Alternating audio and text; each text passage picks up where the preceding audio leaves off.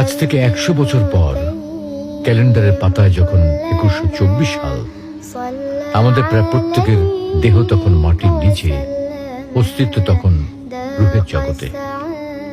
ইতিমধ্যে ফেলে যাওয়া আমাদের সেই সুন্দর বাড়িটা হয়তো পরবর্তী প্রজন্ম ভোগ করছে।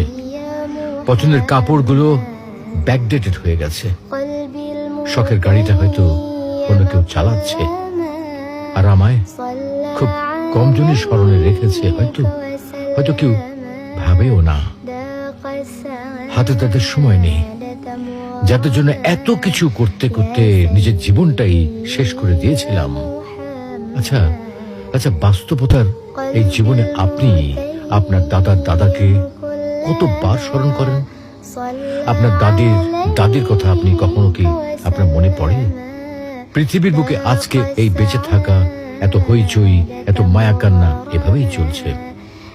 গত হওয়া অসংখ্য প্রজন্মকে টপকে আমরা এই জীবন লাভ করেছি। তেমনিভাবে আগামীতে অসংখ্য প্রজন্মের ভিড়ে হারিয়ে যাবে আমাদের এই জীবন। কিন্তু খুব কম লোকই সময় পায় ফেলে যাওয়া জীবনটা একটু ফিরে দেখার। বাস্তবতা হচ্ছে এই জীবনটা আমাদের কল্পনার চেয়েও অনেক অনেক ছোট।